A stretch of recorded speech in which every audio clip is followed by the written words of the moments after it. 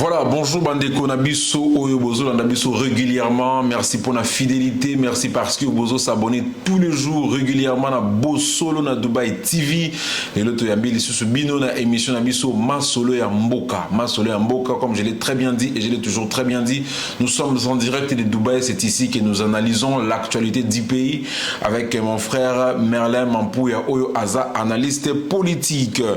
Actualité Oyo, actualité Zébélé ces derniers temps. Il y a plusieurs actualités, mais aujourd'hui nous allons parler au Nord Kivu. Le général Ndourou Chalingaze remplace provisoirement le gouverneur Constant Dima qui a été rappelé à Kinshasa après Mamoueleka qui n'a Goma. Vous voyez bien que Jean-Pierre Bemba est le ministère de l'Intérieur, vice-ministre de l'Intérieur Peter Kazadi Bazaï na Goma, vice-ministre de la Défense Bazaï na Goma pour étudier qu'est-ce qui s'est passé réellement. Donc justice déjà et Kangi quelques militaires Bazo Samba. Nous allons également parler du sommet extraordinaire des chefs de l'État et des gouvernements de l'EAC à Nairobi.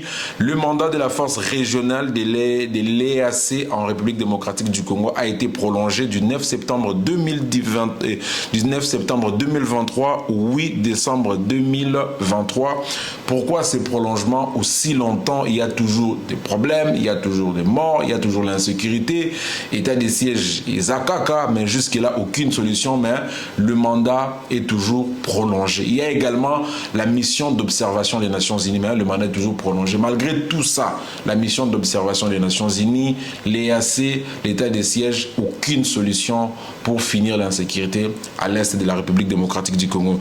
Nous allons également parler sur... il y a certaines sources qui disent que les Américains veulent organiser une rencontre entre le président du Rwanda, Paul Kagame, ainsi que le président de la RDC, Antoine Félix Tshilombo. On va parler de ça aujourd'hui dans cette émission Masolo Yamboka. Nous allons également parler du président de la République qui est allé voir le blessé de guerre, qui est allé rendre visite aux différents soldats. Obazo s'est retrouvé dans l'état de santé à Bienté. Pourquoi le président de la République a beaucoup plus se rapproché de l'armée? Pourquoi? Nous allons en débattre aujourd'hui dans cette émission. Affaire douane, parmi les douanes le plus chères au pays, RDC, Nabiso, douane les arrêts très cher. Tu peux acheter quelque chose à $1, mais au Congo, Congo, douane les autres côtés $2. Donc, douane d'abord, et les qui n'a valeur, il y a l'eau n'a cher. Pourquoi? On va débattre ça par rapport à dessus, ils en a bas Congo. Distraction au pays, la distraction. Les influenceuses, les artistes, donc distraction, quand on est émission, il y a des politiciens, ils ont très suivi dans le hôtel, 30, 45, 1 heure de temps, pour débattre le sujet, il y a des artistes et musiciens. Pour un pays qui a des problèmes, pour un pays où il y a il y a des problèmes sérieux, pourquoi pas faire des émissions auxquelles tu quand même dans des là. Vraiment, le nom peut ça raison va combattre sous des commerçants, mais j'espère qu'il peut des énormes distractions. Une émission très suivie, mais du début jusqu'à la fin, on analyser car débat mon artistes et musiciens, soit ceux qui trophée ou pas, mais pas problème en beau réseau aussi là. Et tout le peuple est distrait. Une énorme distraction, puisque tout ça focus dans Bozoba, au lieu de tout ça la concentrer dans des choses importantes pour le changement du pays. On va en parler aujourd'hui. Enfin, je salue toutes ces personnes, on va soutenir Bissou, Tokosuik, ça dossier, on a affaire Yalopan à GLM, des sources, les dessous des cartes, comment est-ce que l'ancien chef de l'État a obtenu cette parcelle, on va en parler avec M. Merlin. On peut merci M.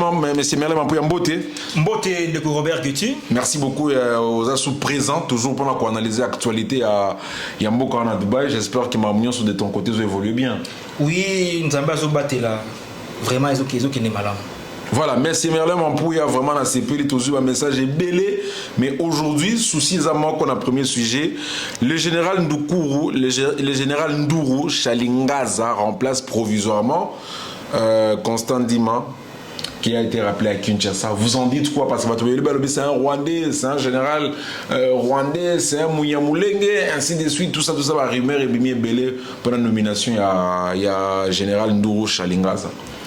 Oui, ndeko Robert Guetti, nakoyebisayo que ndeko Jean-Pierre Bemba, vice-premier ministre de la Défense, ndeko Peter Kazadi, vice-premier ministre de l'Intérieur. Bazaki na commission tata mon contactindaki, kwa ki ndeko Landela. Baliwa o isalami na partie est ya mboka na biso. Soki ba moniki ndeko Constant Ndimba, général gouverneur militaire azala rappelé pas qu'il n'y a pas na Kinshasa ezali malam. OK. Comment bato bakokuba yike ba congolais bakokufa netando za kokamba. Comment il faut appeler ça ba explication na ba imboka to ebaloli pona nini bandeko bakufi. Ya mibale pona coalition général ba nommé kuna à intérim Général Ndourou Chalingaza. Général Ndourou Chalingaza. Bon. Na indemnité kazali rwandais. OK. Na indemnité. Pourquoi? Soki tozongi mukesima ndeko Robert na boyebisa yoke soki lelo mokonzi ya mboka aza na problème na Paul Kagame ils a pour na parti ya este wana. Pourquoi? Tozongi sous sima soki ndeko Kabila azalaki bien na pouvoir na pendant 18 ans, c'est parce qu'il y a une coopérer na Paul Kagame. Il y a kozoba Soudan na Rwanda na ba grade ya C comme on a Congo na ba grade ya ba officier supérieur. Par exemple nani par exemple pour ndeko Kabila bena tuzali na ba général oya biso Équateur Kombo Kimie tuzali na ba général congolais belé mais ba rwandais eza époque ya Kabila le père nde bazonga ki ba James Kabaré be bazonga ki ba bazai belé bena mais ndeko Kabila le fils penza armée zaki na ba vrai congolais. Nakoyebisa yo que oui, armée congolaise zaki na ba vrai congolais. Nangal ba Didier Toumba par exemple. Oui. Mais ndeko soko zongi mukesi mana ba généraux nyonso Kabila tindaka na este mingi bakufa. Nakotangela au général Mbusa Mabi. OK, un congolais. Général Baouma. OK.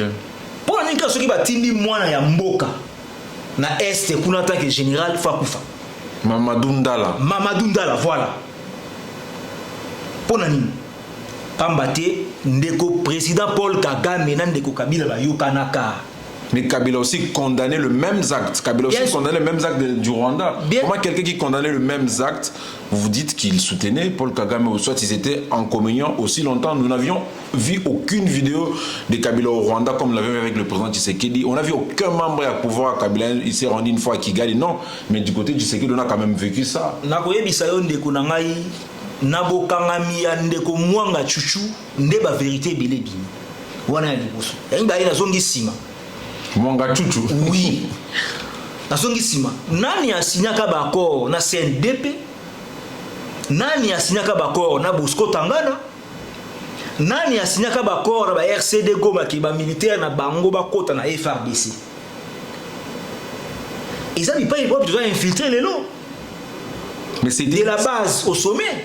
Mais c'était une certaine manière de Sangisa armée parce que la plupart des Congolais nés, comment dirais-je, peut-être un Rwandais né au Congo, automatiquement il devient Congolais. Bien sûr que ça, Bazali, mais bandeko mingi oyo Kabila kotaka na armée, Zali ba Rwandais. Na opesa onda kisa. Motoloko la Laurent Kunda. OK. Basali accord, alors il y a 15 000 hommes derrière lui.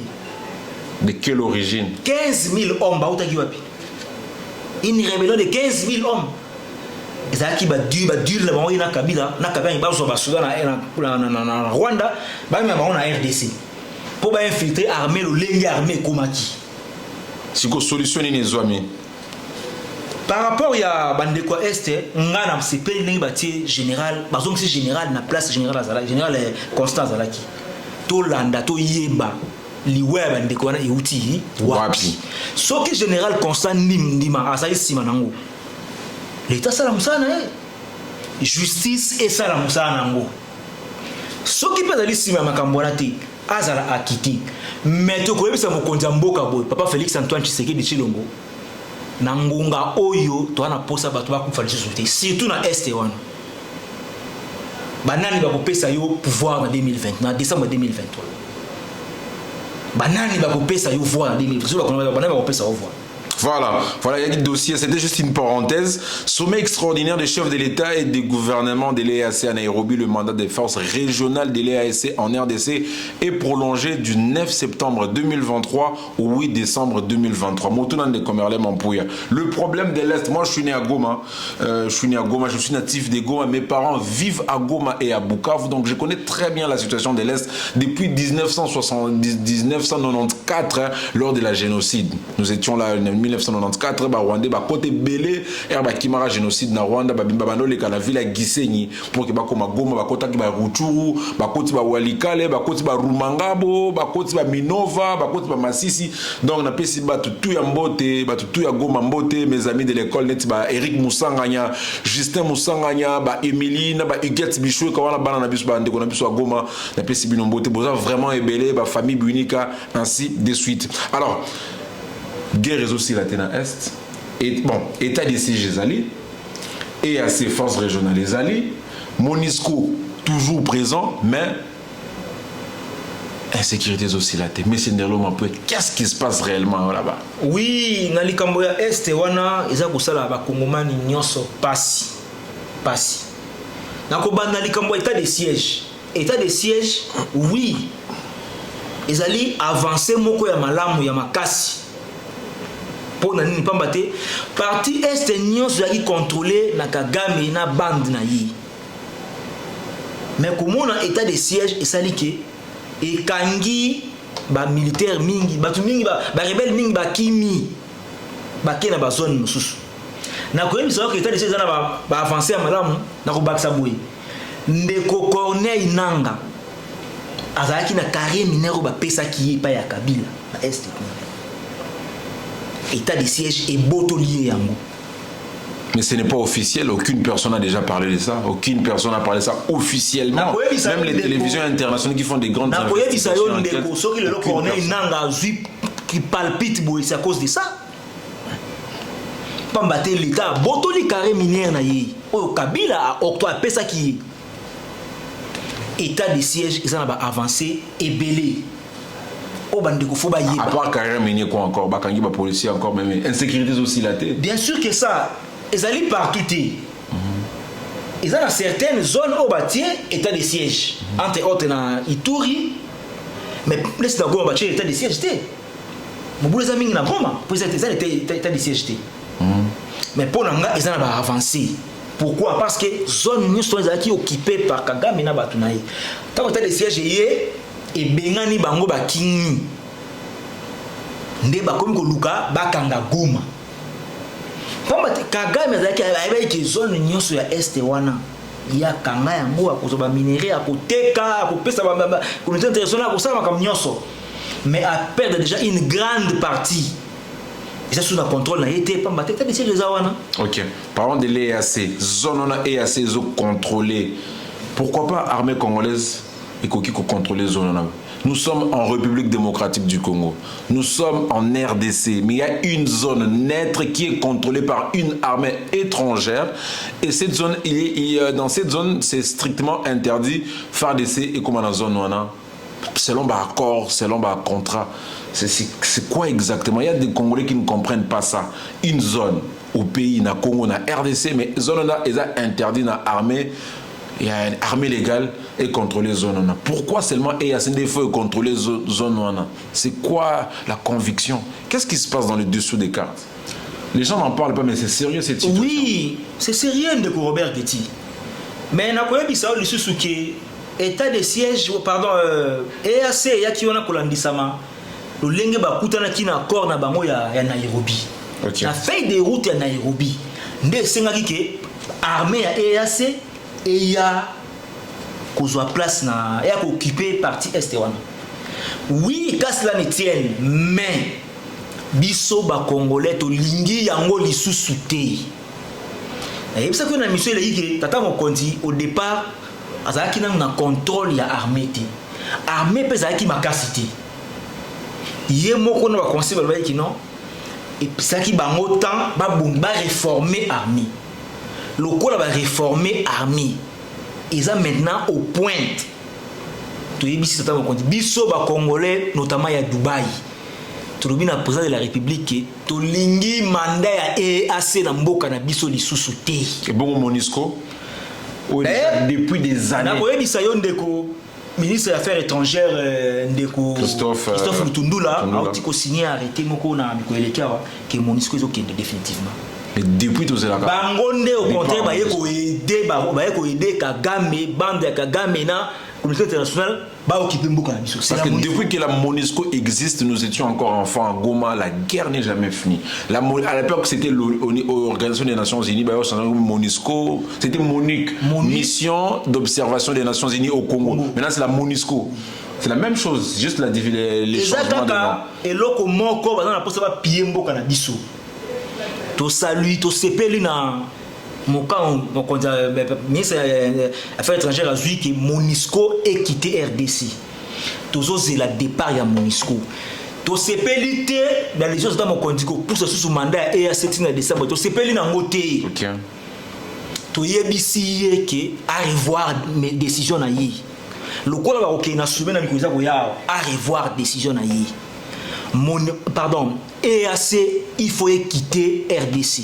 Voilà, EAC. Ceux qui ont quitté RDC, FARDC ou capable de RDC. Voilà.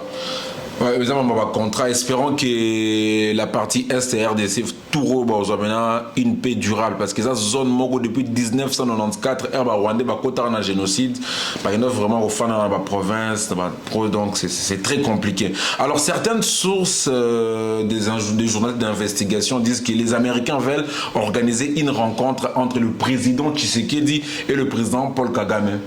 Alors pourquoi les Américains ont l'intention d'organiser cette rencontre? Oui, papa Robert Getty, d'accord, il faut que les Américains va comprendre position de Tshisekedi a suivi pour la RDC, pour le Congo. De Tshisekedi a suivi position nini? D'abord, de Tshisekedi est prêt à s'engager dans BRICS. OK. Bango américain balingi yangote. Yami balé, l'olenge a réformé armée. Ndeko Paul Kagame a commis ko banga ki armée FARDC est accueilli. Pour ce qui est accueilli, so bali bitumba na 7h na 12h to zui wana mobimba. To zui Gisenyi, to zui Kigali. Maintenant le quoi y a la carte à comprendre des cartes on a que le niveau na comme ce qui a déjà attaqué ngai na ça vraiment perdant. Accueilli kolila et pas y a ba parents na yé ba américain. Ndeba américain bazali ko luka de toutes les façons ba benga Tshisekedi na Kagame ba vanda ba solola mais biso to yebisi président Tshisekedi ke biso ba congolais to lingi eloko wana te pamba te to yebi déjà fait des routes ya Paul Kagame to yebi nini ya luka na mboka na biso loko déjà aussi oboya kusona ye oboya kutana ye c'est que etika la kaka bongo azo ba solution ndenge na diplomatie ndenge na solution ekozwa na lolenge mususu ba ndenge ekozwa ma OK mais kokuta na ndeko kwa Kagame eza solution pour na biso ba congolais te solution pour na RDC pour na bande kwa ST alors tozali sima na yo pour na koyebisa yo mokonza mboka ke to lingi rencontre wana yo na Paul Kagame te pour na intérêt ya biso ba congolais pour ça litomba mokoti voilà et comme ça litomba mokoti. Donc rencontre à Tshisekedi na président Paul Kagame comme ça résultat opposé. Et comme ça résultat malamuté. Voilà. Alors nous allons parler de notre quatrième point. Aujourd'hui, le président de la République Antoine Tshilombo Tshisekedi est allé récemment voir le blessé de guerre, les femmes des soldats. Cette approche, président Zobangate va faire un coup d'état, les soldats il faut se rapprocher un peu de la famille, azala un peu na cœur il y a compassion, azala tout le temps dans l'armée de manière à ce que parce que malgré partout au monde, malgré Balobaka, c'est le chef de l'État, le commandant suprême des armées, mais il n'est pas en tenue, il n'a pas l'arme, et il n'est pas au camp militaire, ce n'est pas lui qui est dans le frontière. Hein. Tous les chefs de l'État au monde, là, toujours dans de bonnes conditions, sécurisé, mais c'est l'armée qui est au terrain. Donc l'armée peut changer tout le temps. Na crainte par rapport à message à Abécholé. Yango au moins mambo Abécholé à Lobaki, yango est indiqué que le président s'est rapproché de l'armée pour éviter 3 points de suspension. Oui, Ndeko Robert Getty nazongi mukina likambo ya Ndeko Sholi na koyebisa ye ke azonga na ba etandoli ke asenga ba kongomani bolimbisi na maloba wana. Mboka na biso ezali pays laïque. Ezali pays te à moitié église catholique, to ezali pays à église catholique te. Le lenge Ndeko Sholi azali, ezali le lenge ba confession religieuse mususu bazali. Mais l'église catholique c'est nous avons le kimbangiste, nous avons les musulmans, voilà. nous avons le réveil, nous avons le SSC, Tout ça, orthodoxe. Orthodoxe. Donc, tout ça est pays laïque. Tout ça pays catholique. Mais l'église catholique a une majorité. Bien sûr que ça. Grâce à sa majorité, ceux qui ont télémé les locaux depuis des années, depuis Mobutu. Ils ont engagé l'église catholique. Ils ont engagé na cardinal Ambongo. S'il vous plaît, quand Kabila a eu un problème rapidement dans l'église catholique, on a vu Kabila comme on semble la messe officielle dans la cathédrale, il y a des protestants, les gens ont compris, Aboudé, catholique, Bouenaboué. Mais aujourd'hui, tu sais qu'il est temps que chrétien catholique, bon, chrétien, pays laïque, oui. Mais aujourd'hui, le fait que ça arrive aussi à Tshisekedi, qui a été soutenu par la même église catholique lorsqu'il était à l'opposition, les gens trouvent ça un peu louche, cette attaque, ces combats. Ok, ndeko nangai. To na lungu makambo yo bamaka. Tata Chole, tata Mbongo baza ko reprocher, tata Mokonzi mboka na nini. Nazomona ngote. Na Kabila oui. Chaque rentrée scolaire zaki ba grève na yebi amote. Na Kabila oui. Armée ko na zali na mesure pour défendre mboka te. Ba embargo. Makambo belé formation zaki te. Et puis Kabila a glissé pendant 2 ans. Oh, mon bébé, elobi yango elingi yango elobi bongo te elingi pe bongo te. Bah tu vas comprendre que les catholiques ba témoigner Kabila pour une raison ebele entre autres nenga a glissé pendant 2 ans. Élection en 2018, ça en 2016.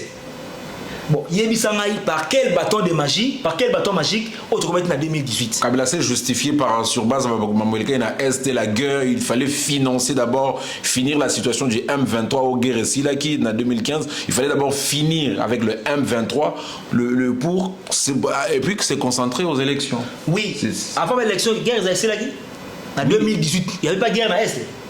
Bon, on a retenu tout. Voilà. Mais on a dit que guerre ici, là. Kabila tika ko silisa guerre ya STT. Au contraire, aza parmi bato na ko tindika koni na moto. Avec tous les silences. Pour qu'il bénéficie quoi? Parce qu'il est ancien président. Moi je le trouve il est dans sa retraite. Bénéficier quoi? Il ne parle pas. Il ne dérange personne. Congo, yé Kagame na Mindeli.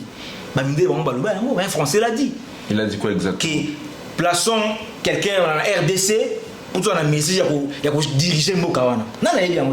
Voilà, parlons du rapprochement. Je ne suis pas contre Ndeko Kabila. Mais il faut que makambo lenge makambo senge. C'est non gestion nae. C'est non, c'est une gestion chaotique.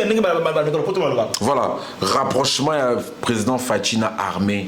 Oui. Ma blessé de guerre, ma femme militaire, ma maternité gratuite, ma premier mois, tout ça c'est pour quand même les femmes des soldats parce que les soldats n'ont pas un bon salaire. Les soldats sont en fonction. On peut pas se mentir, mais les soldats ont un salaire à malongate, vers la mauvaise condition, tout ça. Maintenant, le président veut se rapprocher des soldats. C'est une certaine manière un peu d'éviter que les soldats mettent dans sa tête qui peuvent un jour les faire tomber peut-être au monde entier. Magoye bisayo ndeko Robert Keti likamolobi na kondima yango te. Pe ba komani ba yebi yango. To sunga sima papa na ngai. Tango ndeko président Tshisekedi azui mokano na kotongela ba militaire banda na Kanchachi to na wana. OK. Cet argent qui a été détourné. Oui, makamba kote za gina nte. Mon bebo ina fori na banda gite. Tango azui makanisa ko réformer armée. Mon peuple a côté en Afrique ça a quitté. Tant que je makanisi ya kubongisa hôpital ya Kanchachi, hôpital ya Kampokolo, hôpital ya Kitona. Pour coup d'état ça a quitté. Rapprochement na ye zalité pour na banga coup d'état. D'ailleurs na webi ça yo na kata FRDC. Tozu maintenant ba généraux responsables. Ba chef de grandes unités responsables. Oh, bazana tina te ya kusala coup d'état pour mi beko armé pe libongoti. Et puis chef d'état-major général Chiwewe, chef cadre républicain général Kabi Ephraim baza batu ya makambo wana ti. Renseignement militaire tango fort. Deko tango fort, ndeko général tango fort azaka na inspection générale à FRDC. Azaka na renseignement te. Donc côté ba konzila biso actuellement baza na makanisi wana ti. Deuxièmement, tata mo kombia mo kota ko ba ngo pona nini? Ye kutu azaka ko pesa bango susu a valoriser bango ne to lubaka. Armée zui réforme, armée zui mandoki, armée etindi ba militaire libanda ba kini kutanga ba classe.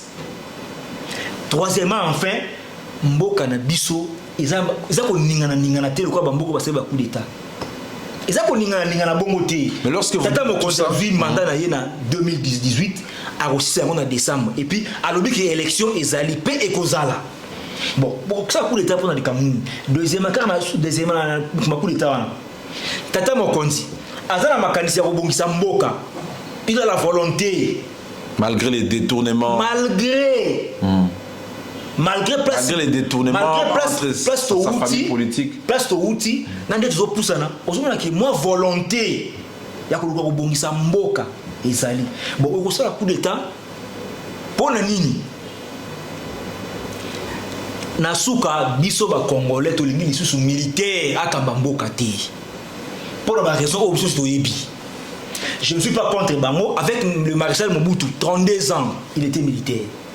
Ndeko Kabila, 18 ans, chaotique, il était militaire. Il a été militaire. Voilà, il a été militaire. Pour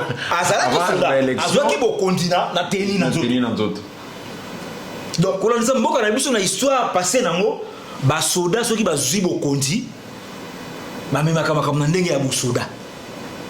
Mais dans le 21e siècle, ils ont souvent la démocratie et prôné les alikolo. Soldats, salila armée, salila mboka. D'ailleurs, c'est la politique. Donc, la conclusion, Tata Mokonzi, azali na tina ya ko rapprocher ba militaire pour na ko banga coup d'état soki mokete. Déjà depuis la nuit de temps où tu es bandera, ça qui a permis na ba militaire. Ta lo lenga pesi bango place Valais na ko yebisa que to komi 8e en Afrique. Voilà, to komi 8e en Afrique, 8e en Afrique pour la Tunisie. Voilà, donc chers téléspectateurs, abonnez-vous massivement sur Bosolo Dubai TV. Masolo Yamboka, toujours analysé à notre façon. Merci Nabino tout Bosolo Nabiso à travers le monde. Merci de nous soutenir. Les personnes qui veulent s'interposer, soit s'opposer à M. Merlin Mampoy, vous êtes toujours la bienvenue. Toujours à Dubaï, à Congolais, pena mingité, et on toujours Yambaka régulièrement M. Merlin Mampoy, Congolais Moussoubaza, n'a pas ça qu'on s'exprimer, mais en matière politique, pena analyse. La plupart des gens ici à Dubaï sont dans le business, on a affaire. Voilà, affaire douane à Bas-Congo, apparemment il y a des choses qui ne se passent là bien. Qu'est-ce que vous en dites? Oui, tout ça qu'on sait, président de la République, le ministre de l'économie, le premier ministre de l'économie, douane à Congo et l'équipe Makassi Mingi. Ok. Ndeko Robert, tout ça on a Dubaï. Aux Osomba et locaux, par exemple, il y a $1. Mais au foot, il y a $2, $3. C'est dû à quoi tout ça? Mais Mboka est un moment là, il y a un niveau économie. Chef de l'État faut apaiser, atala makambu de douane. Douane il est trop cher, il est trop cher. Toi on a posé à kotinda biloko na mboka, ya kosunga mboka, ya kotinda peut-être matériel, machine pour ça na mboka. Mais douane il est makasi, kotinda na lengini. Nga so machine na peut-être na $100 à Dubaï. Douane c'est $300. C'est inacceptable. Ok, na Dubaï, ça va quand même. On peut trouver Tinda et Sungamboka. Ba machine, ba mituka, ba nini. Mais le lenge ya douane na biso vraiment. C'est débordant. Ils ont semblé biso passi. Or que ceux qui va quitter biso douane, to Sungamboka na makambo belé. Et belé de ko belé. To sengi na mokonza mboka atala likambo ya DG ya douane. DGDA douane de Kimakasi. Non seulement au-delà de ça, Magui de Kimakasi na niveau de DGDA wana. Mon contact na misu na ina makambo wana. Il a pu affaire ya bac na bas Congo na Louzi, donc gouverneur Guy Bandu fois soit solutionné. Tout ça informé, est-ce que le gouvernement a informé par rapport à dossier au bac et aux populations qui se déplacer facilement? En tout cas, les Cambouana de Robert Getty na Webisayo, nazana moninga na ngai azalaka kuna. Na Louzi wa benga kingai ndeko Paul Kaudi. Alobi na ngai ndeko lutongo likana na pa ndeko Robert Getty lobali kamboyo. Bandeko wa Louzi baza ko souffrir na bac na bango. Papa gouverneur Guy Bandu. Ce qui réellement vous a travailler na sima mokonzi mboka pona ko sunga la élection en 2023. Résoudre les Kambuya bac ya bandeko ya Louzi baza ko souffrir. Congo ça na mbongo. ça de la sorte que bakwana ezo fonctionnement et sunga bandeko ya luozi bandeko baza ko souffrir moi okati baza ko souffrir to sunga ekolo to linga ekolo na sengi vraiment ndeko gibandu vraiment na yebi yo zali moto ya usara musalo lenge le lungobani sunga bandeko ya luozi bakwana et ça. Voilà, ils ont bac à l'État ou bien ils ont bac mon privé? Ils ont bac à l'État. Ok, à Onatra, il fait ça. Oui, mais le gouvernement provincial, ils ont mis sous l'icône. Parce qu'il y a un gérant. Ok. Nous avons un gouverneur à l'Andelay. Voilà, merci beaucoup à Ndekomerle Mampouya, Topesipe, Mbote Ndekonabiso, Paul Olandabiso. Toujours chité na distraction en Mboka. Le peuple est tellement dans une distraction de très haut niveau. Donc, Fali, Ferré, Baboulois, Warrior, donc, on peut savoir que combattant en Europe, raison parce que degré peuple à la distrait dans les médias, donc on comprend. Même des grands influenceurs, des grands analystes politiques, bon, les capitaines à la TV, une émission très suivie pour débattre quel dossier où il y a un certain musicien. Cette population a besoin de Fali, a besoin de faire oui pour le divertissement. Mais pour la masse solaire en Mboka, de Komerle Mampouya. Place on a besoin d'autant qu'analyste, aux analystes. Est-ce que c'est correct ça? Oui. Quand on a na place nango mais nangonga oyo sikoyo lenge Mboka. Ils ont un problème belé. Tu as une jeunesse, tu as une jeune. Tu as beaucoup plus si même au Mboka, tu as une école. Yo bini na poko bini na fête moi iba na ndako yiba na zo di moi so iba ndeko na. Ils ont tout maman côté. Tu sangana comme un seul homme derrière chef de l'État. Tu as une Mboka avec une liboso. Fali ou faire oui. Bino peut tant que ba influenceur, tant que ba artiste, ba musicien, to sangana to sunga Mboka. Mindele baza ko déranger Mboka, biso sangana, to sika ba distraction ba. Oui, la musique a une place. Mais tant on tout dans malamu to ko bina ndé. C'est ça. Tant on ndako les premier que ne bina. Non. Donc place on doit réfléchir bien, surtout biso ba jeune, surtout la jeunesse. La musique oui, c'est très important pour na biso. Mais faut qu'on y ait. Natango moto yopela na ndako eke kobina. Natango zonga ndako mo ziki. Au raté. Ndako mo ziki. Donc na ko senga na bandeko na ngai ba jeune lokola ngai to sangana derrière chef de l'État. Pour na ba chef de l'État, pour ça la vision malamu, ça la volonté ko ya kobongisa Mboka. Ça la volonté malgré Tumba malgré tout ça. Mais au moins ça la volonté wana. Alors mais votre idée pour bimisa Mboka na biso na niveau ezali na ko bakisa mukende Robert tika na biso na isa bande ko ba congolais ki soki ngai Merlin na ba oya ngai tuza sima Tshisekedi eza pour la volonté na ndeko Robert soki lelo président lui qui non a signé accord na Paul Kagame ba vanda ba sola et si azu kimia et si li conflit tout bazana ngo et si li ba danger ba tele ba tele wana et si li et maintenant Mboka ndeko Kabila salaki yango. Il y a eu plusieurs accords ndeko Kabila signé yango vanda na pouvoir. So c'est que la besoin voir wana ndeko akovanda na kimia avant na pouvoir avant de kimia. Mais Azapé Kimia na pouvoir. Non, Azapé Kimia parce qu'il est tout le temps coca jambe tout en français, baba menace, babi tumba. Poni. Pour aboyi makambo ya este. Donc voilà les soucis en question. Pour il faut andimi yango. Basali ba corps va signer. Oui, bon ba jouer basali ba côté na armée basali boy. Lui il est là. Il perd rien. À continuer pouvoir na. Voilà, merci monsieur Merlin Mampouya, merci d'avoir toujours été présent pendant que les canaux émissions à Bisso, Masolo et Mboka, nous sommes en train d'éveiller le patriote, surtout au Bana Kinshasa, imaginez stade où il sera 80 000 personnes, aux UNAC, commencer à 140, 150 000 personnes de jeunes, de chômeurs, Moussa la Malonga Zate, pas de bonne vie, il y a des problèmes de route, d'eau, d'éducation, mais les gens sont dans une distraction énorme. Peuple congolais, ouvrons les yeux. Peuple congolais, ouvrons les yeux, c'est très important. Biso à Dubaï, tu peux t'imaginer, Batbala la ramouké va travailler à Mingi. Au moment où tu travailles tellement que mon mouké a zoui et permettre à Futanda quoi, à facture à dans la famille. N'a pas tout partout, dans pays développé, les gens travaillent sérieusement. Oui, effectivement, dans beaucoup de ministères, la benze comme il est ah mais chers jeunes, soyons conscients parce que Congo est dans beaucoup d'abisso. Monsieur Merlin, un mot de la fin, tu as écouté dans mes collègues, les alliés pour décortiquer sous si j'aime sous. Oui, mot de la fin, nous sommes beaucoup plus dans jeunes.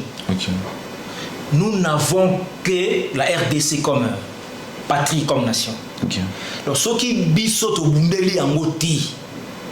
On rebondit la biso. On tire la bande la biso nini. To sangana comme un seul homme, pardon. Na sima mokonzi mboka to tombola kita mboka na biso. On va baksa yango. Voilà, merci. Restez branchés sur les antennes. Restez branchés dans Bossolo, dans Dubai TV. Masolo et Mboka 2 à 3 fois par semaine. Nous revenons ici pour décortiquer l'actualité. Merci d'avoir s'abonner régulièrement dans ma page Nabi sur Facebook, Instagram ainsi que YouTube. Surtout là, portez-vous bien et que Dieu bénisse la RDC. Merci.